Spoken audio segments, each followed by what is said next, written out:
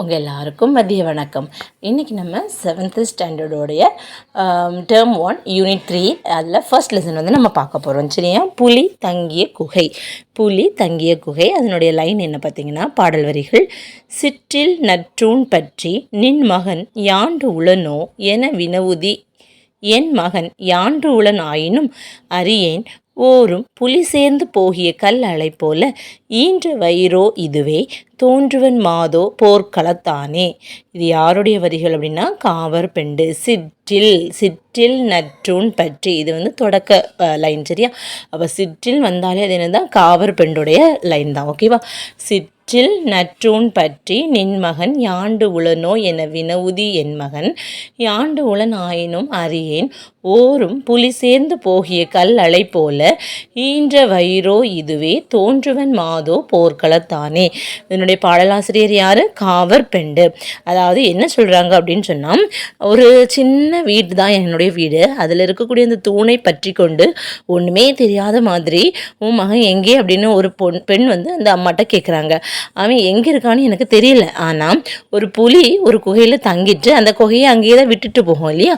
அதே மாதிரி அவனை பெற்றெடுத்த வயிறு என்கிட்ட தான் இருக்குது, ஆனால் அவன் இங்கே இல்லைன்னா எங்கே இருப்பான்? போர்க்களத்தில் இருக்கக்கூடும், நீ அங்கே போய் பாரு அப்படின்னு சொல்லிட்டு புலவர் பதிலளிக்கிறதாட்டு இதனுடைய மீனிங் வரும். சரியா? ஸோ நம்ம பொருள் பார்க்கலாம். சிற்றில் சிறு வீடு கல்லளை கற்குகை, கல்லளை கற்குகை, யாண்டு எங்கே ஈன்ற வயிறு பெற்றெடுத்த வயிறு. Next question. இந்த காவல் பெண்டு பார்த்தீங்கன்னா சங்க கால பெண்பார் புலவர். காவல் பெண்டு சங்க கால பெண்பார் புலவர். சோழன் போரவை கோப்பெரு நற்கிளியினுடைய செவிலித்தாய் தான் இந்த காவர் பெண்டு. சோழன் போரவை கோப்பெரு நற்கிளியினுடைய செவிலித்தாய் தான் யாரு? காவர் பெண்டு. கல்வியில் தேர்ச்சியும் கவி பாடும் ஆற்றலும் மிக்கவர் தான் இந்த காவல் பெண்டு. சரியா? கல்வியில் தேர்ச்சியும் கவி பாடக்கூடிய ஆற்றல் மிக்கவங்க தான். சங்க கால மக்களினுடைய வீரத்தை கருப்பொருளாக கொண்டு இவங்க பாடலை பாடியிருக்காங்க. சங்க கால மக்களினுடைய வீரத்தை கருப்பொருளாக கொண்டு பாடல் பாடிய சங்க கால பெண்பார் புலவர் யாரு அப்படின்னு கேட்கலாம். காவர் பெண்டு. சரியா? இவங்க பாடியதாட்டு நம்ம இந்த பாடல் இப்போ நம்ம பார்த்தோம் இல்லையா, புலி தங்கிய குகை, இது எந்த இதில் இருக்குன்னா புறநானூரில் இடம்பெற்றிருக்கு. இந்த புறநானூரில் காவர் பெண்டு ஒரே ஒரு பாடல் தான் பாடியிருக்காங்க. அந்த பாடல் தான் நம்ம இப்போ பார்த்த பாடல். சரியா? அப்போ யார் பாடிய ஒரே ஒரு பாடல், அது புறநானூரில் இருக்குது, காவர் பெண்டு. இந்த புறநானூறு பார்த்திங்கன்னா பண்டை கால தமிழ் மக்களினுடைய அவங்க எப்படி வாழ்ந்தாங்க, அவங்களுடைய வாழ்க்கை முறை எப்படி இருந்துச்சு, நாகரிகங்கள், பண்பாடு, வீரத்தை வெளிப்படுத்தக்கூடிய ஒரு நூலாக இது திகழ்கிறது. நெக்ஸ்ட், அப்போ புலி தங்கிய குகை இடம்பெற்ற நூல் எது? புறநானூறுடைய 86வது பாடல் தான் நமக்கு இல்லை கொடுத்துருக்காங்க. அது யாருடையது அப்படின்னா காவர் பெண்டுடையது. நெக்ஸ்ட்டு புக் பேக்கில் உள்ளது பார்க்கலாம். யாண்டுளனோ, யாண்டு கூட்டல் உளனோ, கல் கூட்டல் அலை கல்லளை, தம் வயிற்றுக்கு தாய் டேஸ் உவமையாக கூறுகிறார், புலி தங்கிய குகையை உவமையாக கூறுகிறார். மொத்தம் 10 கொஸ்டின்ஸ் தான். சரியா? நெக்ஸ்ட் பார்த்தீங்கன்னா பாஞ்சை வளம். அதாவது இது வந்து கதை பாடல் மாதிரி. கதை பாடல்னா என்னது? அந்த ஒரு பாடல்லையே ஒரு கதைன்னு சொல்லிட்டு வருவாங்க. தான் அந்த கதை தழுவிய நிலையில் அமையும் பாடல் தான் கதை பாடல். இதில் நீங்கள் ஞாபகத்தில் வச்சுருக்கக்கூடிய லைன்ஸ் எதெல்லாம் அப்படின்னா, கோட்டைகளாம் சுத்து கோட்டைகளாம், வாரணச்சாலை ஒரு புறமாம் பரிவளரும் சாலை ஒரு புறமாம், பரிவளரும் சாலை ஒரு புறமாம், முயலும் நாயை விரட்டிடுமாம் சோலையில் மாங்குயில் கூப்பிடுமாம், சோலையில் மாங்குயில் கூப்பிடுமாம், பசுவும் புலியும் ஒரு துறையில் வந்து பால் குடிக்கும் தண்ணீர் தான்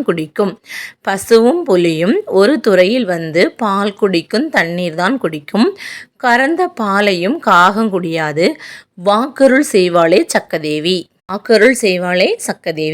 அதாவது இவங்க என்ன சொல்ல வராங்க அப்படின்னா, அந்த கட்டுபொம்மன் இருந்திருக்காங்க இல்லையா, அவங்க ஆட்சி செய்து வந்த பாஞ்சாலக்குறிச்சியினுடைய வளங்களை இந்த பாடல்களில் கொடுத்துருக்குறாங்க. அதாவது அது பார்த்தீங்க அப்படின்னா நிறைய சுற்றுலாட்டு கோட்டைகள் நிறைய இருக்குமா, அதில் மதில்கள் சூழப்பட்டு ரொம்ப வலிமையுடையதாக இருக்கும் அப்படின்னு சொல்கிறாங்க. வீடுகள் எப்படின்னா மணிகளால் அழகு செய்யப்பட்டதாட்டு ஒரு மேடைகள் இருக்கும், மதில்களால் சூழப்பட்ட மாடி வீடுகளாக இருக்கும். அரண்மனையில் வாயில் எப்படி இருக்குமோ அதே மாதிரி இங்கேயும் அழகுபடுத்தப்பட்டிருக்கும். அதில் தான் வந்து என்னது கட்டபொம்மன் அரசவையில் அரசனாக வீற்றிருப்பான் அப்படின்னு சொல்லிடுறாங்க. தெருவீதிகள் இருக்கும், கடைகள் இருக்கும், பூஞ்சோலைகள், சந்தன மரச்சோலைகள், ஆறுகள், நெல் வயல்கள், பாக்குத்தோப்புகள் இதெல்லாம் இந்த நாட்டுக்கு அழகு சேர்க்கும் அப்படின்னு சொல்கிறாங்க. யானைக்கூடம், குதிரை கொட்டில் ஒரு புறம் இருக்கும். அதுக்கப்புறம் அதில் உள்ள மேடை, தாயம் ஆடுவதற்கான இடம் இன்னொரு சைடு இருக்கும். குயில்கள் கூவும், மயில்கள் நாட்டின் வளத்தை கூறி விளையாடும். அன்பு வளரக்கூடிய நாடாகிய பாஞ்சாலங்குறிச்சியில் இதுதான் சில நிகழக்கூடிய விந்தைகள் அப்படின்னு சொல்கிறாங்க. ஸோ நெக்ஸ்ட் வரக்கூடியதான் ரொம்ப முக்கியமானது. சரியா, இந்த பாஞ்சாலங்குறிச்சியில் என்ன நடக்கும் அப்படின்னா, முயல் வந்து என்ன இருக்கலாம், முயல் தன்னை பிடிக்க வரக்கூடிய வேட்டை நாயை என்ன பண்ணுமா, எதிர்த்து விரட்டி விடுமா. அந்த அளவுக்கு வீரமிக்க ஊர் அப்படின்னு சொல்ல வராங்க. புரிஞ்சிச்சா? ஸோ அப்போ முயல் ஆனது தன்னை பிடிக்க வரக்கூடிய வேட்டை நாயை எதிர்த்து விரட்டி விடும். அப்போ எது எதிர்த்து விரட்டி விடும்? முயல். எது பார்த்தீங்கன்னா ஒரே துறையில் அந்த பால் போல இருக்கக்கூடிய தண்ணீரை குடிக்குமா. எது? பசுவும் புலியும். நடக்கக்கூடியது இல்லை. அப்போ இது என்னதான் இருக்கும்? உயர்வு வெற்றி அணியா தானே. அப்போ பசுவும் புலியும் நீர்நிலையினுடைய ஒரே துறையில் நின்று பால் போன்ற தண்ணீரை குடிக்கும். அவருடைய பெயரை சொன்னால், அதாவது கட்டபொம்மன் பெயரை சொன்னால், இப்போ நம்ம கறந்து வச்சிருக்கக்கூடிய பாலை காகம் கூட தொடாதான். சரியா? நெக்ஸ்ட் வந்து இந்த பாஞ்சாலங்குறிச்சிக்கு யார் வந்து ஒரு தெய்வமாக இருக்காங்கன்னா சக்கமாதேவி அப்படின்னு சொல்லி முடிக்கிறாங்க. ஓகேவா? ஸோ பொருள் பார்க்கலாம். விஸ்தாரம்னா பெரும்பரப்பு. வாரணம்னா யானை. சூரன் வீரன். பொக்கிஷம் செல்வம். பரி குதிரை. சாஸ்தி அப்படின்னா மிகுதி. சிங்காரம் அழகு. கமுகு பாக்கு. பாஞ்சிவளம் என்கிற இந்த பாடல் பகுதி வந்து வானமாமலை தொகுத்த வீரபாண்டிய கட்டபொம்மு கதைப்பாடல் என்ற ஒரு நூலிலிருந்து தான் எடுக்கப்பட்டது. கதை தழுவிய பாடல் தான் கதைப்பாடல். வீரபாண்டிய கட்டபொம்மு கதைப்பாடலை வந்து யார் தொகுத்தாங்க அப்படின்னா வானமாமலை. அவங்க அந்த இதில் தான் என்னது இருக்குன்னா இந்த பாஞ்சிவளம் பகுதி இடம்பெற்றிருக்கு. அப்போ பாஞ்சிவளத்தினுடைய ஆசிரியர் யாருன்னு கேட்டால் என்ன எழுதணும்? வானமாமலை. சரியா? நெக்ஸ்ட் புக் பேக்கில் எழுத பார்த்தீங்கன்னா, ஊர்வலத்தின் முன்னால் டேஸ் அசைந்து வந்தது. வாரணம்னா என்ன? யானை. அப்போ எந்த ஒரு ஊர்லாம் முன்னாடி யானை போகும் அப்படி தானே. நம்ம இப்போ நடக்கக்கூடிய ஒரு தேர்னாலும் ஃபர்ஸ்ட் யானை எல்லாம் போகும் இல்லையா, அதை ஞாபகத்தை வச்சுக்கோங்க. அப்போ ஊர்வலத்தின் முன்னால் எது அசைந்து வந்தது? வாரணத்துக்கு இன்னொரு பேர் என்ன? யானை. பாஞ்சாலங்குறிச்சியில் டேஸ் நாயை விரட்டிவிடும். நமக்கு தெரிஞ்சதான் முயல். மெத்தை வீடுனா என்ன? மெத்தை வீடுனா மாடி வீடு. சரியா? பூட்டும் கதவுகள். இதை பிரித்து எழுதும் போது பூட்டும் குட்டல் கதவுகள். தோரண மேடை. தோரணம் குட்டல் மேடை. வாசல் குட்டல் அலங்காரம். வாசல் அலங்காரம். சரியா? இதில் ஒரு 10 கொஸ்டின்ஸ் அப்படி தானே. இந்த 10 கொஸ்டின்ஸ் இதெல்லாம் நீங்கள் படிச்சுட்டீங்க அப்படின்னா கொஞ்சம் ஈஸி. இது வந்து சீக்கிரமாக முடிச்சிடணும் ஃபர்ஸ்ட் 2. ஏன்னா நெக்ஸ்ட் தேசியம் காத்த செம்மல் வந்து கொஞ்சம் நிறைய இருக்குது. ஓகேவா? நெக்ஸ்ட் லெசன் பார்த்தீங்கன்னா தேசியம் காத்த செம்மல் பசுமன் முத்துராமலிங்க தேவர். இவர் தான் நம்முடைய நாட்டின் விடுதலைக்காக பாடுபட்டவர் அப்படின்னு ஒரு லைனில் மட்டும் முடிச்சிட முடியாது. இவர் சமுதாய பணி செய்திருக்கிறாங்க, அரசியல் பணி செய்திருக்கிறாங்க. இந்த மாதிரியான பல்வகைதர பட்ட பணிகள் செய்து மக்கள் உள்ளங்களை கவர்ந்தவர் யாருன்னா இந்த பசும்பொன்னார் தான். சரியா? இவருடைய ஃபேமஸான லைன் என்னன்னா, தேசியம் வந்து உடல், தெய்வீகம் உயிர் அப்படின்னு சொல்லிட்டு அவர் தொண்டு செய்தார். சரியா? தேசியத்திற்காகவும் தெய்வீகத்திற்காகவும் இவர் வந்து அயராது பாடுபட்டிருக்கிறார். உடலும் உயிருமாக நினைச்சப்ப எதை வந்து உடல் நினைச்சாரு? தேசியம். எது உயிர்? தெய்வீகம். சரியா? தேசியம் உடல், தெய்வீகம் வந்து உயிராக நினைச்சு தொண்டு செய்தவர் யாரு? நம்ம முத்துராமலிங்க தேவர். நெக்ஸ்ட் பார்த்தீங்கன்னா, வீர பேச்சால் எத்தனையோ தியாகிகளையும் விவேக பேச்சால் எத்தனையோ அறிவாளிகளையும் உண்டாக்கியவர். உண்மையை மறைக்காமல் வெளியிடுவதில் தனி துணிச்சல் பெற்றவர். இவர் ஒரு சுத்த தியாகி அப்படின்னு சொல்லிட்டு தேவரை பற்றி யார் சொல்லியிருக்காங்கன்னா பெரியார். இதில் உள்ள ஒரு லைனை கொடுத்து கூட கேட்கலாம். சுத்த தியாகி என்ன? முத்துராமலிங்க தேவரை அழைத்தவர் யாருன்னா தந்தை பெரியார். இவர் எப்போ பிறந்தார் அப்படின்னு பார்த்தீங்கன்னா 1908 அக்டோபர் மாதம் 30ஆம் தேதி ராமநாதபுரத்தில் உள்ள பசும்பொன் என்னும் இடத்தில் பிறந்தார். அதனால தான் பசும்பொன் முத்துராமலிங்க தேவர்னு சொல்லுவாங்க. சரியா? 1908 அக்டோபர் 30 ராமநாதபுரத்தில் இருக்கக்கூடிய பசும்பொன் என்ற ஊரில் பிறந்தாங்க. இவர் வந்து ரொம்ப வசதியானவர் தான். அவங்களுடைய பெற்றோர் பாருங்க, உக்கிர பாண்டிய தேவர் மற்றும் இந்திராணி அம்மையார். உக்கிர பாண்டிய தேவர், இந்திராணி அம்மையார். இளமையிலேயே அவங்களுடைய அன்னையை இழந்ததுனால ஒரு இஸ்லாமிய தாயினால தான் பாலூட்டி வளர்க்கப்பட்டார். யாரு? இஸ்லாமிய தாயினால. யாரு? தேவர். தன்னுடைய தொடக்க கல்வியை கமுதிலையும் உயர்நிலை கல்வியை மதுரை பசுமலை பள்ளி, அது ராமநாதபுரத்தில் இருக்கு, மதுரை பசுமலை பள்ளியிலையும் உயர்நிலை கல்வியை முடிச்சாரு. ராமநாதபுரத்தில் இவர் படிப்பையே நின்றுச்சு அப்படின்னு பார்த்தீங்க அப்படின்னா பிளேக் நோய் பரவிட்டு இருந்துச்சு. ஸோ அதனால இவருடைய படிப்பை இவங்க நிறுத்திச்சாங்க. தமிழ் மற்றும் ஆங்கிலம் இந்த 2 மொழிகளிலும் ஒரு சொற்பொழிவு அப்படி சரளமாக பேசக்கூடிய அளவுக்கு மொழித்திறன் பெற்றவர் யார் அப்படின்னா நம்ம முத்துராமலிங்க தேவர். இது கேட்ட கொஸ்டின் தான். நெக்ஸ்ட் இவருக்கு நிறைய நிறைய துறைகளில் நிறைய கலைகள் தெரியும். என்னென்ன? சிலம்பம், குதிரை ஏற்றது, துப்பாக்கி சுடுதல், ஜோதிடம், மருத்துவம் கூட அவருக்கு தெரியும். ஜோதிடம் பார்க்க தெரியும், மருத்துவம், சிலம்பம், குதிரையேற்றம், துப்பாக்கி சுடுதல். நெக்ஸ்ட் பார்த்தீங்கன்னா வாய்ப்பூட்டு சட்டம்னு ஒன்று அந்த எனது ஆங்கிலேயருடைய காலத்தில் போட்டிருப்பாங்க. அதாவது மேடைகளில் அரசியல் பேசக்கூடாது அப்படின்னு சொல்லிட்டு அந்த வாய்ப்பூட்டு சட்டம் தென்னிந்தியாவில் யாருக்கு போட்டாங்கன்னா பசும்பொன்னாருக்கும், வட இந்தியாவில் பால கங்காதர திலகருக்கும் போடப்பட்டது. வாய்ப்பூட்டு சட்டம் எங்கே? தென்னிந்தியாவில் பசும்பொன்னாருக்கும், வட இந்தியாவில் பால கங்காதர திலகருக்கும் போடப்பட்டது.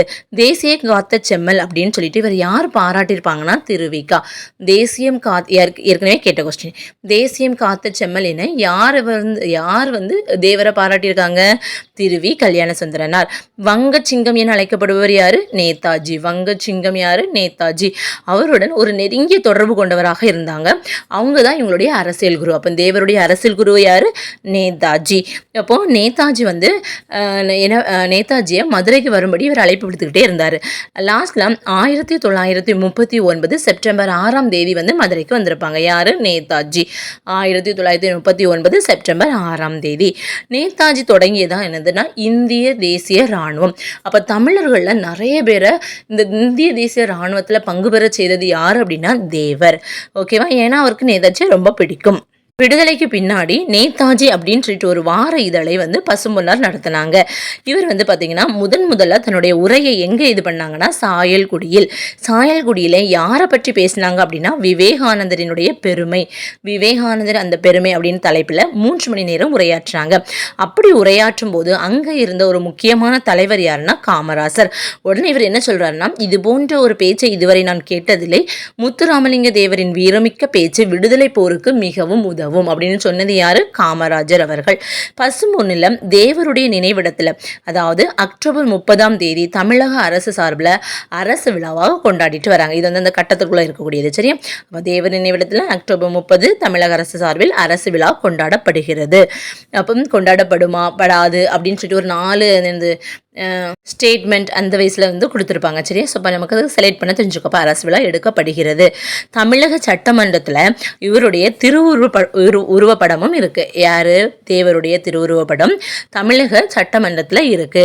அதே மாதிரி இந்திய நாடாளுமன்ற வளாகத்திலும் இவருடைய சிலை வைக்கப்பட்டிருக்கு. இந்திய அரசு 1995 இவருடைய பெயரில் தபால் தலை வெளியிடப்பட்டிருக்கு. 1995 இந்திய அரசு தபால் தலை வெளியிட்டுச்சு.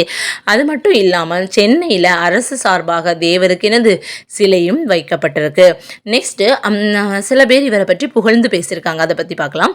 தென்னாட்டு சிங்கம் என தேவரை சொல்வது சால பொருந்தும் என தோற்றத்தை பார்த்தவுடனேயே நினைத்தேன். அவர் பேச தொடங்கியதும் சிங்கத்தின் முழக்கம் போலவே இருந்தது அப்படின்னு சொன்னது யாருன்னா அண்ணா. சிங்கம் அண்ணா ஞாபகம் வச்சுக்கோங்க. நெக்ஸ்ட் பார்த்தீங்கன்னா தேவரின் பேச்சு உள்ளத்திலிருந்து வருகிறது, உதடுகளிலிருந்து அல்ல. உள்ளத்தால் எதிலும் பற்றற்று உண்மையென பட்டதை மறைக்காமல் அப்படியே பேசிவிடுவது அவர் வழக்கம். சொன்னது யாரு? ராஜாஜி. சரியா? உண்மையை அப்படியே பேசுவது அவருடைய வழக்கம் அப்படின்னு சொன்னது யாரு? ராஜாஜி. இதே மாதிரி இன்னொருத்தர் சொல்லியிருப்பாரு, உண்மையை மறைக்காமல் வெளியிடுவதில் தனி துணிச்சல் பெற்றவர் யாரு? பெரியார். இப்படி கம்பேர் பண்ணி படிங்க. சரி, இதே மாதிரி ஒரு வார்த்தை அங்கே வந்துச்சு அப்படின்னு சொல்லிட்டு நீங்கள் படிச்சிங்க அப்படின்னா அது நம்ம எக்ஸாமில் வரும்போதும் எது அப்படின்னு சொல்லிட்டு கிளியராக நம்மளுடைய மூளை பிரெயின் நமக்கு அதை எடுத்து கொடுக்கும். ஓகேவா? நெக்ஸ்ட் பார்த்தீங்கன்னா பாராளுமன்றத்தில் இவர் ஆங்கிலத்தில் பேசக்கூடிய பேச்சு அந்த காலத்தில் இருந்த விட்டல் பாய், வல்லபாய் பட்டேல் போன்றவருடைய பேச்சை போல இருந்ததாக வட இந்திய இதழ்கள் ரொம்ப பாராட்டி எழுதின. ஏன்னா தென்னிந்தியில் உள்ளவங்களுக்கு இங்கிலீஷ் அவ்வளோவா வராது அப்படின்னு சொல்லிட்டு நினச்சிட்டு இருந்த காலகட்டத்தில் இவருடைய அந்த ஆங்கில பேச்சு பார்த்தீங்க அப்படின்னா விட்டல் பாய், வல்லபாய் பட்டேல் போல இருந்ததாக வட இந்திய இதழ்கள் பாராட்டி எழுதிச்சு. 1937 சட்டமன்ற தேர்தலில் இவர் ராமநாதபுரத்தினுடைய அரசரான சண்முக ராஜேஸ்வர சேதுபதியை போட்டியிட்டு வெற்றி பெற்றாங்க. அவங்களுக்கு எதிராக போட்டியிட்டு வெற்றி பெற்றிருக்காங்க, ஒரு மன்னருக்கு எதிராகவே. எப்போ? 1937 சட்டமன்ற தேர்தலில் ராமநாதபுர அரசர் சண்முக ராஜேஸ்வர சேதுபதி. ஓகேவா? நெக்ஸ்ட் இதை பற்றி கேட்டிகை தங்கமணி யாருன்னா அந்த காலத்திலேயே லண்டனில் லண்டனில் பாரிஸ்டர் பட்டம் படிக்கக்கு சென்றிருந்தவங்க தான் இந்த கேடிகே தங்கமணி. அவங்க என்ன சொல்லியிருப்பாங்கன்னா, இந்திய தேர்தலில் ராமநாதபுரம் மன்னரை எதிர்த்து போட்டியிட்ட தேவரினுடைய வெற்றியையும் அதே மாதிரி பொப்பிலி அரசரை எதிர்த்து போட்டியிட்ட வி கிரியின் வெற்றியையும் தான் நாங்கள் என்னது இந்திய மாணவர்கள் எதிர்பார்த்தோம் அப்படின்னு சொன்னது யாரு? கேடிகே தங்கமணி. அப்போ பொப்பிலி அரசரை எதிர்த்து போட்டியிட்டது யாரு? வி கிரி. ஓகேவா? அதே மாதிரி நம்மளுடைய தேவர் 1946 சட்டமன்ற தேர்தலையும் போட்டியே இல்லாமல் வெற்றி பெற்றிருப்பாங்க. நெக்ஸ்ட் 1952, 57 ஆகிய ஆண்டுகள் நடந்த சட்டமன்ற மற்றும் நாடாளுமன்ற தேர்தல், அதாவது 52 நடந்த சட்டமன்ற தேர்தல், 57 நடந்த சட்டமன்ற மற்றும் நாடாளுமன்ற தேர்தலிலும் போட்டியிட்டு வெற்றி பெற்றார். அப்ப எந்த வருஷம் போட்டியின்றி வெற்றி பெற்றார் அப்படின்னு கேட்கறதுக்கு சான்ஸ் இருக்கு. 1946.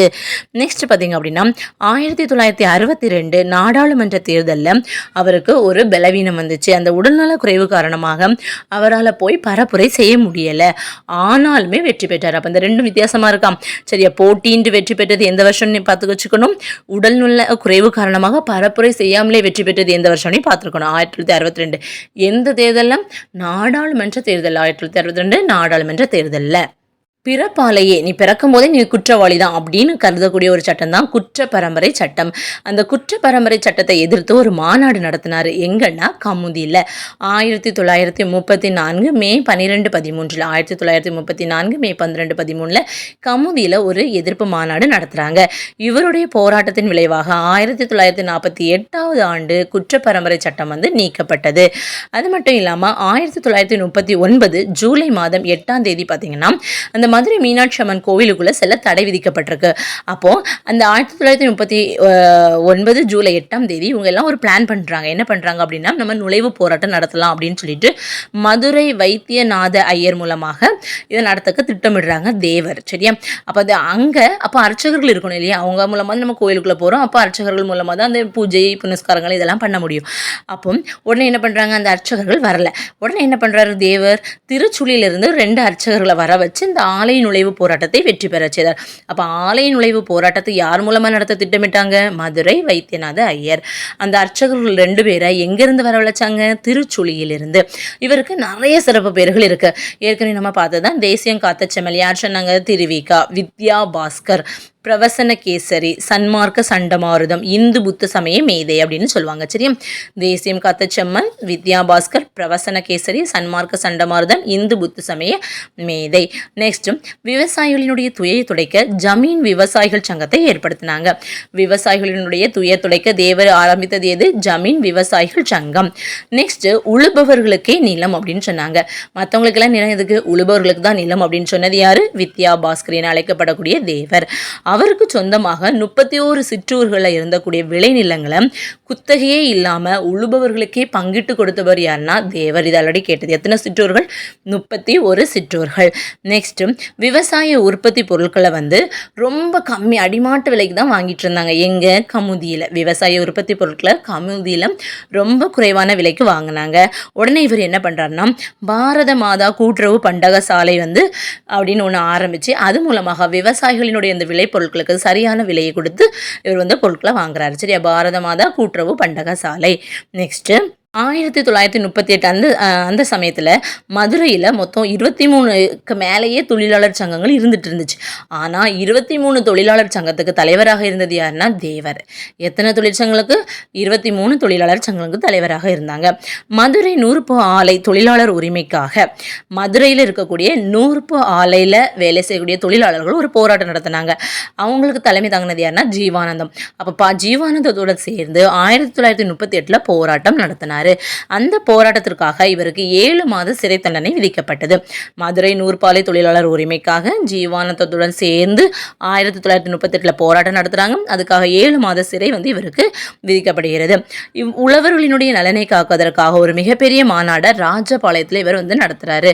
யாருக்காக? உழவர்களின் நலன் காப்பதற்காக ராஜபாளையத்தில் மிகப்பெரிய ஒரு மாநாடு. குற்ற பரம்பரை சட்ட எதிர்ப்பு மாநாடு எங்க நடந்துச்சு? கமுதியில் நடந்துச்சு. சரியா? நெக்ஸ்ட்டு பெண் தொழிலாளர்களுக்கு மகப்பேறு காலத்தில் அவங்களுக்கு ஊதியமும் கொடுக்கணும், விடுப்பும் கொடுக்கணும் அப்படின்னு சொல்லிட்டு போராடினவர் தான் இவர். ஆனால் அது நமக்கு நடந்துச்சு அப்போ இல்லை. ஆனால் இப்போ நமக்கு கிடச்சிருக்கு. சரியா? அந்த உரிமை. நெக்ஸ்ட் பார்த்தீங்க அப்படின்னா இவர் எந்தெந்த சிறைகளில் அடைப்பட்டிருந்தார் ஜஸ்ட் தெரிஞ்சு வச்சுக்கோங்க. அலிப்பூர், அமராவதி, தாமோ, கல்கத்தா, சென்னை, வேலூர், மொத்தம் 6 சிறைகளில் இருந்திருக்கிறாரு. இது நீங்கள் கொஞ்சம் படிச்சு வச்சுக்கிறது நல்லது. சரி? அந்த ஸ்டேட்மெண்ட் கொஸ்டின் மட்டும் கேட்பாங்க. அலிப்பூர், அமராவதி, தாமோ, கல்கத்தா, சென்னை, வேலூர். நெக்ஸ்ட் 2ஆம் உலக போரின் போது அவர் எந்த சிறையில் அடைக்கப்பட்டிருந்தார்னா மத்திய பிரதேசத்தினுடைய தாமோ நகரினுடைய இராணுவ சிறையில் அடைக்கப்பட்டு போர் எப்போ முடிஞ்சிச்சோ அப்போ தான் அவர் விடுதலை செய்யப்பட்டார். அப்போ 2ஆம் உலக போரின் போது எந்த சிறை? தாமோ நகரில் இருக்கக்கூடிய இராணுவ சிறையில் அடைக்கப்பட்டார். இவர் பூமியில் எத்தனை நாட்கள் வாழ்ந்தார்னு பார்த்தீங்கன்னா 20,075 நாட்கள் வாழ்ந்திருக்கிறாரு. அதில் சுதந்திர போராட்டத்துக்காக சிறையிலேயே 4,000 நாட்களை கழிச்சிருக்கிறாரு. அப்ராக்சிமேட் பார்த்தீங்க அப்படின்னா தன்னுடைய வாழ்நாளில் 5ல் 1 பகுதியை சிறையிலேயே கழித்தவர் யார்? நம்மளுடைய வித்யா பாஸ்கர் என அழைக்கப்படும் தேவர். ஞாபகத்தை வச்சுக்கோங்க. இப்படி படிக்கும்போது அப்போ வித்யா பாஸ்கர் யாருக்கு வரும்? தேவருக்கு வரும். அப்படி நமக்கு ஞாபகம் வரும். சரியா? படிக்கும்போது அப்படி பேர் அவருடைய புனை பெயர்கள், சிறப்பு பெயர்கள் அப்படி சொல்லி படிங்க. நெக்ஸ்ட் பார்த்தீங்கன்னா 2 முறை இவர் பர்மா சென்றிருப்பார். எந்தெந்த வருஷம் அப்படின்னா 1936 மற்றும் 1955. 1936, 1955 2 முறை பர்மாவுக்கு சென்றிருப்பாங்க. அங்கே பார்த்தீங்கன்னா பர்மாவில் புத்த பிட்சுக்களில் உயர்ந்தவங்களுக்கு போனாங்க அப்படின்னா பெண்கள் தங்களுடைய கூந்தலை வழியில் விரித்து அது மூலமாக தான் இது நடைபாதையாக இருக்கும். அதுக்கு மேலே தான் நடந்து செல்வாங்க. ஸோ ஆனால் இது பெண்களை இழிவுபடுத்துவதாக இருக்குது அப்படின்னு சொல்லிட்டு அந்த தேவர் மறுத்துட்டார்.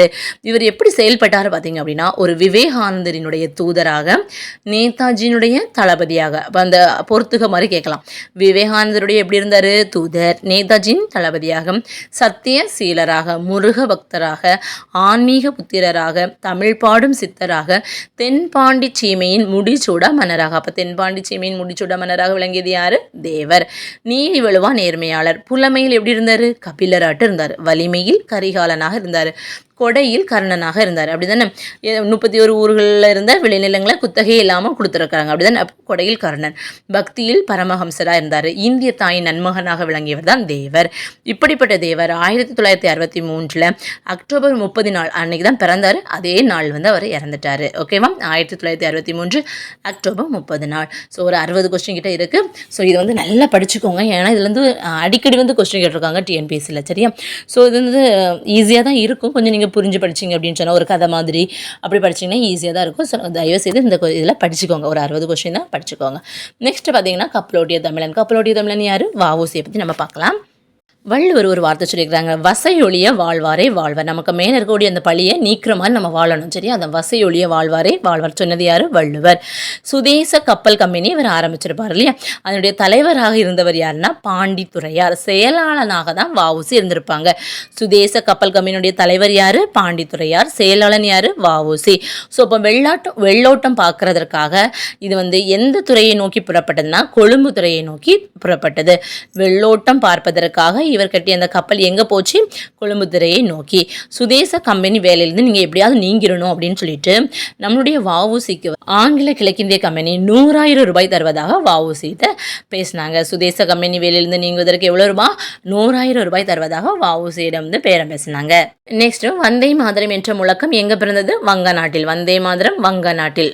சுதந்திரம் எனது பிறப்புரிமை, அதை அடைந்தே தீருவேன் அப்படின்னு சொன்னது யாரு? பாலகங்காதர திலகர். வந்தே மாதரம் என்போம், எங்கள் மாநில தாயை வணங்குதும் என்போம் என்று சொன்னது பாரதியார்.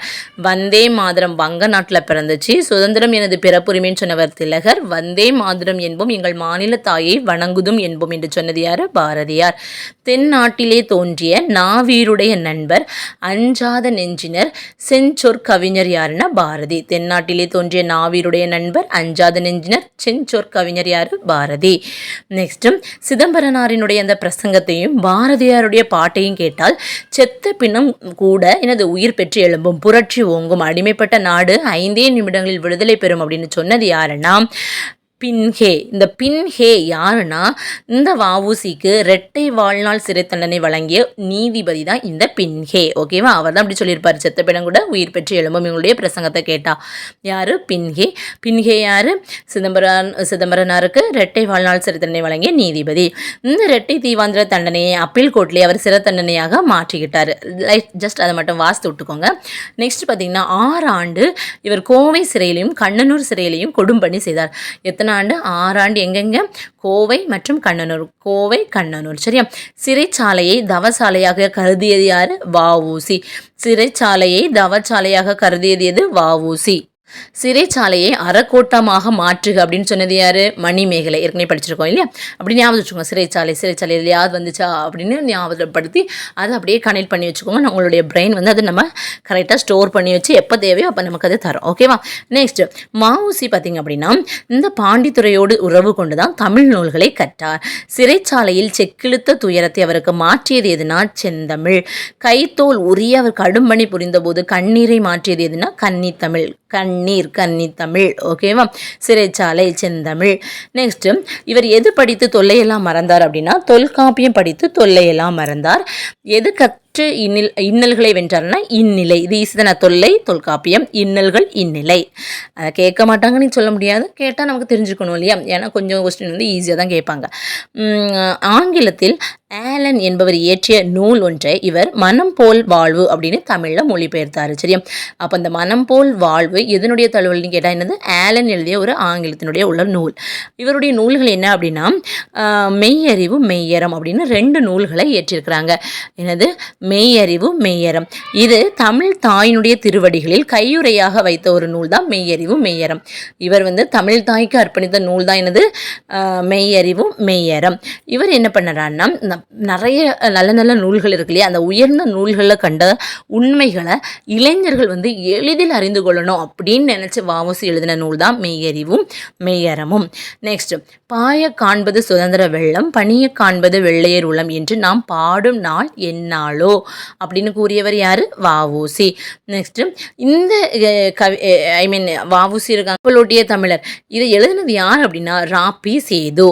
ராபி சேது பிள்ளைன்னு சொல்லுவாங்க. ராபி சேதுனுடைய பன்முகத்திறன் என்னன்னா இவர் ஒரு தமிழ் அறிஞராக இருந்தார், எழுத்தாளராக இருந்தார், வழக்குரைஞராக இருந்தார், மேடை பேச்சாளராக இருந்தார். தமிழறிஞர், எழுத்தாளர், வழக்குரைஞர், மேடை பேச்சாளர், சொல்லின் செல்வர் என அழைக்கப்பட்டவரும் இந்த ராபி சேது பிள்ளை தான். சரி? இந்த செய்யுளுக்கே உரிய எதுகை, மோனை இதெல்லாத்தையும் உரைநடைக்குள்ள கொண்டு வந்தவர் யாருன்னா ராபி சேது பிள்ளை. ராபி சேதுவினுடைய முக்கியமான நூல் தமிழ் இன்பம். ஏன் அப்படின்னா இந்திய அரசினுடைய சாகித்ய அகாடமி பெற்ற முதல் நூல் என்னன்னா தமிழ் இன்பம். அப்போ இந்திய அரசின் சாகித்ய அகாடமி விருது பெற்ற முதல் நூல் எது? தமிழ் இன்பம். அது யாருடையது? ராபி சேது. ராபி சேதுனுடைய அந்த புனைப்பெயர் என்ன? சொல்லின் செல்வர். ஓகேவா? நெக்ஸ்ட் இவருடைய நூல்கள் பார்த்தீங்கன்னா ஆற்றங்கரையினிலே, கடற்கரையினிலே, மேடை பேச்சு, தமிழ் விருந்து, தமிழகம் ஊரும் பேரும், இதெல்லாம் ராபி சேது பிள்ளை. தமிழகம் ஊரும் பேரும் நம்ம பின்னாடி பார்க்கலாம். சரியா? நெக்ஸ்ட் வ.உ.சி. பேசுவதாக அமைந்தது எந்த நூலில் இருக்குது அப்படின்னா கடற்கரையினிலே என்ற நூலில் இருக்குது. வ.உ.சி. பேசுவதாக அமைந்தது எங்கே இருக்குது? கடற்கரையினிலே என்ற நூலில் உள்ளது. இது ஒரு 30 கொஸ்டின் இருக்குது. சரியா? 30 கொஸ்டின் அதுக்கு உள்ள நம்ம கொஞ்சம் டீட்டெயிலாக படிக்கணும். ஸோ வந்து இதையும் கொஞ்சம் படித்து வச்சுக்கோங்க. இதுவுமே ஒரு இம்பார்ட்டண்டானது தான், கொஞ்சம் ஈஸியாக தான் இருக்கும். சரியா? நெக்ஸ்ட் நம்ம இலக்கணத்துக்குள்ளே போகலாம். வழக்கு, அதாவது நம்ம எழுத்திலும் பேச்சிலும் அந்த சொற்களை நம்ம பயன்படுத்தக்கூடிய முறை இருக்குல்ல, அதுதான் வழக்கு. எழுத்திலும் பேச்சிலும் சொற்களை பயன்படுத்தக்கூடிய முறை தான் என்னது? வழக்கு. வழக்கில் பார்த்திங்கன்னா 2 இருக்குது. சரியா? ஒன்று இயல்பு வழக்கு இருக்குது, ஒன்று தகுதி வழக்கு இருக்குது. இயல்பு வழக்கு ஒரு 3 வகைப்படும், தகுதி வழக்கும் ஒரு 3 வகைப்படும். இயல்பு வழக்குனா என்னென்னா ஒரு பொருளை அதற்கே உரிய ஒரு இயல்பான சொல்லால் நம்ம சொன்னோம் அப்படின்னா அது இயல்பு வழக்கு. எடுத்துக்காட்டு மரம் பார்க்கலாம். சரி? இயல்பு வழக்கில் பார்த்தீங்கன்னா ஒரு 3 வகைகள் இருக்குது. ஃபர்ஸ்ட் பார்த்தீங்கன்னா இலக்கணம் உடையது, அதாவது இலக்கண நெறியின்படி மாறாமல முறையாக அமைந்த சொல். இலக்கண நெறிப்படி அமைஞ்சிச்சா அது இலக்கணம் உடையதுன்னு சொல்லுவோம். எடுத்துக்காட்டு நிலம், மரம், இதெல்லாம். இலக்கணம் போலி அப்படின்னா இலக்கண முறைப்படி அமைஞ்சிருக்காது, ஆனாலும் இலக்கணம் உடையது போல அது நம்ம என்னது ஏற்றுக்கொள்வாங்க. அதுதான் என்ன சொல்றாங்கன்னா இலக்கண போலி அப்படின்னு சொல்றாங்க. இலக்கணம் போலினா என்ன சொல்லலாம்? அந்த சொற்களினுடைய முன்பின் பகுதிகள் இடமாறி வரும். எப்படின்னா இல் முன், முன்றில், கிளை நுனின்னு சொல்லுவோம். ஆனால் நம்ம அதை எப்படி இல்லைன்னா நுனி கிளை. அப்போ இந்த மாதிரி முன்னாடி பின்னாடி நம்ம மாற்றி எழுதினாலும் பொருள் மாறாமல் இருக்கும் இல்லையா? அதுதான் வந்து என்னது இலக்கண போலின்னு சொல்லுவாங்க. அதனால இப்போ முன்பின் மாறி இருக்கு இல்லையா? அப்போ முன்பின்னாக தொக்க போலி அப்படின்னாலும் அது என்னதுதான் இலக்கண போலி தான். எடுத்துக்காட்டு என்னது? புறநகர், நம்ம அதை என்ன சொல்லலாம்? நகர்ப்புறம். தசை, சதைன்னு சொல்லுவோம். கால்வாய், வாய்க்கால். கடைக்கண், கண்கடை. சரியா? நெக்ஸ்ட் இல்லத்துக்குள் நுழையும் வழி நம்ம என்ன சொல்லுவோம்? இல்வாய்ன்னு சொல்லுவோம். இல்லம், அதில் நுழையக்கூடிய வழி வாய். அப்போ இல்வாய். அப்போ இது இலக்கண போலி எப்படி வரும்? முன்பின்னாக தொக்க போலி அப்படி தான். அப்போ வாய் கூட்டல் இல், வாயில் அப்படின்னு மாறுச்சு. அப்போ வாயில் என்பது என்னது? இலக்கண போலின்னு சொல்லலாம். சரி, வாயில் நம்ம வாயில்னு எப்பவுமே சொல்லிட்டு இருக்கோம், இல்லை வாசல்னு சொல்கிறோம். அப்போ வாயில் என்பது ஒரு லெட்டர் மாறி இருக்கு இல்லையா, வாசல்னு மாறி இருக்கு. அப்போ இதை தான் என்ன சொல்லுவாங்கன்னா மருன்னு சொல்லுவாங்க. ஸோ மூணாவது இது என்னென்னா இலக்கண நெறியிலிருந்து பிறழ்ந்து சிதைந்து வழங்கும் சொற்கள் தான் மரு. எடுத்துக்காட்டினது கோயம்புத்தூர்னு சொல்கிறோம். இப்போ நம்ம என்ன சொல்கிறோம்? கோவை, குடந்தை, எந்தை, எம் தந்தை, அதான் எந்தைன்னு சொல்கிறோம். போது, சோழ நாடு, சோநாடு இப்படி சொல்கிறோம் இல்லையா, இதுதான் வந்து மருவு. ஸோ ஃபஸ்ட் என்னென்னா இலக்கண நெறிப்படி அமைஞ்சிச்சுன்னா அது இலக்கணம் உடையது. இலக்கணம் மாறி இருக்கும், ஆனால் அது கிடையாது, முன்னாடி பின்னாடி மாறி மாறி இருக்கும். அதை நம்ம இலக்கண போலின்னு சொல்கிறோம். இலக்கண போலியில் இதே மாதிரி சொற்கள் வந்து சிதைந்து மாறி அப்படி இருந்துச்சுன்னா அதுக்கு பேர் என்னென்னா மருவு. சரியா? இந்த மூணு என்னது இதில் வரைக்கும் இயல்பு வழக்கில் வரக்கூடியது. நெக்ஸ்ட் பார்த்தீங்க அப்படின்னா தகுதி வழக்கு. தகுதின்னு தராதரம் தகுதி அப்படின்லாம் சொல்லுவோம், ஞாபகம் வச்சுக்கோங்க. அப்போ பிறரிடம் சொல்ல தகுதியற்ற சொற்களை ஆனால் தான் சொல்லி ஆகணும். அப்போ அதுக்கு தகுதியான வேறு ஏதாவது ஒரு சொல் இருக்கும் இல்லையா, அந்த சொற்களால் நம்ம சொன்னோம்னா அதை வந்து நம்ம என்ன சொல்லுவோம்னா தகுதி வழக்கு அப்படின்னு நம்ம சொல்லுவோம். ஃபஸ்ட்டு அதுலேயும் ஒரு 3 வகைகள் இருக்குது. ஃபஸ்ட்டு என்ன பார்க்குறோன்னா பிறரிடம் வெளிப்படையாக சொல்லத்தகாத சொற்களை தகுதியுடைய சொற்களால் கூறுவதா என்னது? இடக்கரடக்கல். இடக்கரடக்கல். ஓகேவா? இடக்கரடக்கல். அதாவது இப்போ பாத்ரூம் போயிட்டு வந்திருக்கோம் அப்படின்னு சொன்னால் அந்த காலத்தில் என்ன சொல்லுவாங்கன்னா கால் கழுவிட்டு வந்தேன். எங்கே போயிட்டு வந்தேன்? கால் கழுவிட்டு வந்தேன். அதுதான் அதனுடையது. குழந்தை வெளியே போய்விட்டது அப்படின்னு சொல்கிறாங்க. குழந்தை வெளியே போயிட்டு என்னது? ஆய் போயிட்டு. அதை தான் நம்ம என்ன சொல்கிறாங்க? குழந்தை வெளியே போயிட்டு. ஆய் போயிட்டு நம்ம பெரியவங்க முன்னாடி சொல்ல முடியாது இல்லையா, அப்போ வெளியே போயிட்டு. நெக்ஸ்ட்டு ஒன்றுக்கு போய் வந்தான். இது எல்லாமே என்னது? இடக்கரடக்கல்ல வரும். நெக்ஸ்ட்டு மங்களம் இல்லாத சொற்களை மங்களமான சொற்களால் கூறுவது தான் மங்களம்னு சொல்லுவாங்க. அதாவது ஒருத்தவங்க இறந்துட்டாங்க, அப்போ நம்ம இறந்துட்டாங்க, செத்துட்டான் அப்படின்னா சொல்ல முடியும்? இல்லை, துஞ்சினார், இயற்கை எய்தினார் அப்படின்னு சொல்கிறோம் இல்லையா, இதெல்லாம் மங்களம். நெக்ஸ்ட்டு ஓலை. ஓலைனா அந்த காலத்தில் பார்த்தீங்க அப்படின்னா ஒரு போர் இதெல்லாம் வந்தால் தான் ஓலையெல்லாம் கொடுத்து அனுப்புவாங்க. அப்போ அதை நம்ம ஓலை வந்துட்டுன்னு சொல்ல மாட்டாங்க, திருமுகம் வந்திருக்கு அப்படின்னு சொல்லுவாங்க. சரியா? திருமுகம். நெக்ஸ்ட் வந்து கருப்பு ஆடு.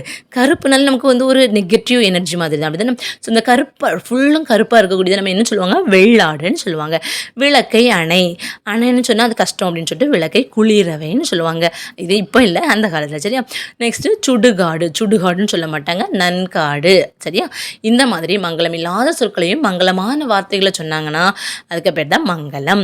நெக்ஸ்ட்டு ஒரு குரூப் இருப்பாங்க. நம்ம இப்போ காலேஜ் ஸ்கூல்லாம் பார்த்தீங்கன்னா ஒவ்வொரு குரூப் இருப்பாங்க. அவங்களுக்குன்னு ஒரு கோட் வேர்டு இருக்கும் இல்லையா, அது அவங்களுக்கு மட்டும் தான் புரியும், மற்றவங்களுக்கு அது புரியாது. அதே மாதிரி ஒரு குழுவினர் ஒரு பொருளையோ அல்லது ஒரு செயலையோ குறிக்கும் தங்களுக்குள்ள பயன்படுத்தக்கூடிய வார்த்தைகளை தான் குழுவு குறி. குழு இருக்கான்னு வச்சுக்கோங்க. அப்போ இந்த பொண்ணு இருக்குல்ல, பொண்ணை வந்து இந்த பொற்குலர்கள் எல்லாம் என்ன சொல்லுவாங்கன்னா பரின்னு சொல்லுவாங்க. பொண்ணை பொற்குலர்கள் என்ன சொல்லுவாங்க? பரின்னு சொல்லுவாங்க.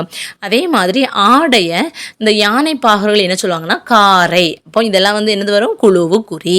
சரியா?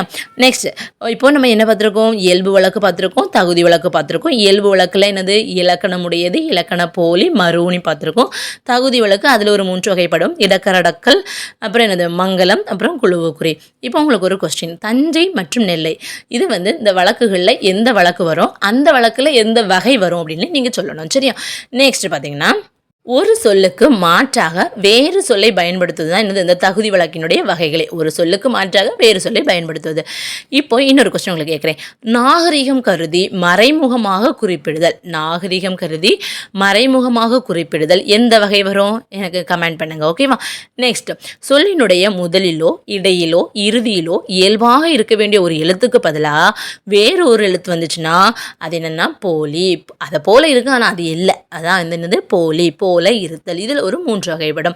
முதல் போலி அப்படின்னா முதல் எழுத்து இருக்கும் இல்லையா, அந்த முதல் எழுத்து மாறி இருக்கும்.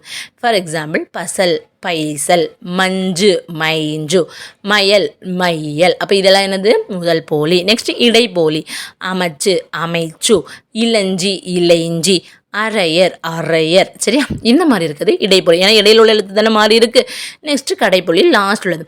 அகம் அது அகன், நிலம் நிலன். இதெல்லாம் வந்து திருக்குறளில் வரும். இதாவது இந்த செய்யுள் இதிலெல்லாம் இந்த மாதிரி நீங்கள் பார்த்துருக்கலாம். சரியா? ஏன்னு நீங்கள் அதை பார்க்கும்போது நோட் பண்ணி வச்சுக்கோங்க. நெக்ஸ்ட் பார்த்தீங்கன்னா சாம்பல் சாம்பர், முகம் முகன், பந்தல் பந்தர். பார்த்தீங்கன்னா இந்த ஒரு அக்ரிணை பெயர்கள்னு இருக்கு இல்லையா, அந்த அக்ரிணை பெயர்களில் இறுதியில் ஒரு மகரம் வந்துச்சுன்னா அது எப்படியாக மாறும்? கடைப்போலியில் நகரமாக மாறும். லகரம் ரகரமாக மாறும். எப்படி மகரம் நகரமாக மாறும், லகரம் ரகரமாக வரும். சரியா? நெக்ஸ்ட் இது கொஞ்சம் பார்த்து வச்சுக்கோங்க. சரியா? இம்பார்ட்டனா. நெக்ஸ்ட் பார்த்தீங்கன்னா எழுத்துக்கள் அனைத்தும் வேறுபட்டாலும் பொருள் மாறாமல் இருப்பது முற்றுப்போலி. சரியா? ஒரு இதில் எல்லா எழுத்துமே மாறி இருக்கு, ஆனால் பொருள் மாறலை. ஃபார் எக்ஸாம்பிள் 5 அதை நம்ம எப்படி மாற்றி எழுதுவாங்க? ஆ இஞ்சு, 5 5 5. ஸோ இது என்னது? முற்றுப்போலின்னு வரும். ஓகேவா? ஸோ நம்ம இனி புக் பேக்கில் எழுத பார்க்கலாம். வாழைப்பழம் மிகவும் நஞ்சு விட்டது. இதில் இடம்பெற்றுள்ள போலி வகை என்ன போலி வகை? இது நீங்கள் கமெண்ட் பண்ணுங்கள். சரி, உங்களுக்கு இன்றைக்கி 3 கொஸ்டின் உங்களுக்கு கேட்டிருக்கேன். ஸோ 3 கொஸ்டினுக்குள்ள ஆன்சரை நீங்கள் கமெண்ட் பண்ணுங்கள். 1 2 3 அப்படின்னு போட்டு. நெக்ஸ்ட் பார்த்தீங்கன்னா ஒரு தொடர் என்ன எடுத்துக்கோங்களேன். ஒரு தொடரில் 3 பகுதிகள் வரும். சரியா? ஒரு தொடரில் யார், எது, எவை, இந்த கேள்விக்கு விடையாக அது வந்து அமைஞ்சிச்சுன்னா அந்த வேர்டை நம்ம என்ன சொல்லுவாங்கன்னா எழுவாய்ன்னு சொல்லுவாங்க. இல்லை இது ஒரு வினையாக அமைஞ்சிருக்கு, ஒரு வினாவாக அமைஞ்சிருக்கு, பெயர், இது ஏதேனும் ஒன்றை கொண்டு முடித்து வைப்பது என்னன்னா பயனிலை. ஒரு தொடரை வினை வினா பெயர், வினை வினா பெயர், இதை கொண்டு முடித்து வைப்பது பயனிலை. இல்லை யாரை, எதை, எவற்றை என்னும் வினாக்களுக்கு விடையாக அமைவது செய்யப்படு பொருள். சரியா? யார், எது, எவை அப்படின்னா எழுவாய், யாரை, எதை, எவற்றைன்னு கேட்டால் அது செய்யப்படும் பொருள். ஃபார் எக்ஸாம்பிள் நீலன் பாடத்தை படித்தான். அப்போ நீலன் இதில் பாருங்கள், யார் பாடத்தை படித்தான்? அப்போ நீலன். அப்போ யார் அப்படின்னு வந்திருக்கு. யார்னா என்ன வரும்? எழுவாய். பாடத்தை படித்தான். அப்போ நீலன் எதை படித்தான் தானே கேட்போம். அப்போ தான் ஆன்சர் என்ன வரும்? நீலன் பாடத்தை படித்தான். அப்போ எதைன்னு கேட்கக்கூடியது என்னது? பாடத்தை. அப்போ எதைன்னு வந்தால் என்னது? செய்யப்படு பொருள். அப்போ பாடத்தை என்பது செய்யப்படு பொருள். நெக்ஸ்ட்டு படித்தான். படித்தான் என்பது என்னது? ஒரு செயல். செயல்னா என்னது? வினை. அப்போ வினை எங்கே வந்திருக்கு? பயனிலை. அப்போ லாஸ்ட் உள்ளது என்னது? பயனிலை. ஸோ இந்த மாதிரி உங்களுக்கு ஒரு என்னது சென்டென்ஸ் கொடுத்துட்டு இதில் எது பயனிலை, இல்லை இதில் எது செய்யப்படு பொருள் இப்படியும் கேட்கலாம். சரியா? Next Tamil to English. கதை, பாடல், பேலட், பேச்சாற்றல், எலுகேஷன், துணிவு, கரேஜ், ஒற்றுமை, யூனிட்டி, தியாகம், சாக்ரிஃபைஸ், முழக்கம், ஸ்லோகன், அரசியல் மேதை, பொலிட்டிக்கல் ஜீனியஸ், சமத்துவம், ஈக்வாலிட்டி. ஸோ நெக்ஸ்ட் பார்த்திங்க அப்படின்னா ஒரு கொஸ்டின் மார்க். இதெல்லாம் ஈஸியானது தான். கள்ளுக்கடை மறியல் பெண்மணி என அழைக்கப்படுபவர் யார்? நாகம்மை. கள்ளுக்கடை மறியல் பெண்மணி நாகம்மை. மணியாட்சியின் தியாகி யார்? வாஞ்சிநாதன். மணியாட்சினால் என்னது?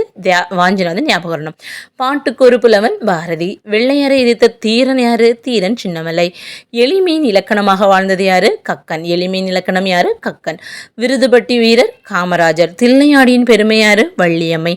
கப்பலோட்டிய தமிழன் யாரு? வஉசி. கொடி காத்தவர் திருப்பூர் குமரன். பாஞ்சாலங்குறிச்சி வீரன் கட்டபொம்மன். வீரமங்கையின் அழைக்கப்படுபவர் வேலுநாச்சியார். மூதறிஞர் அழைக்கப்படுவது யாரு? ராஜாஜி. இதெல்லாம் ஈஸியானதாக இருக்கும். ஸோ இதில் ஒரு 43 கொஸ்டின் இருக்கும். மோரோவர் ஒரு 200 கொஸ்டின்ஸ்க்குள்ளே அடங்கிடும்னு நினைக்கிறேன். சரியா? இந்த 200 கொஸ்டினை இன்றைக்குள்ள நீங்கள் படித்து முடிச்சிடுங்க. சரியா? ஸோ நான் என்ன பிளான் பண்ணியிருக்கேன் அப்படின்னா நம்ம வந்து இதெல்லாம் கொஞ்சம் ஈஸியாக இருக்கும். சரியா? 10th எல்லாம் கொஞ்சம் கஷ்டமாக இருக்கும். நான் இடையிடையே அந்த 10th உள்ள ஒவ்வொரு லெசனாக இடையிடையே ஒரு லெசன் அப்படின்னு டீச் பண்ணலான்னு பிளான் பண்ணியிருக்கேன்.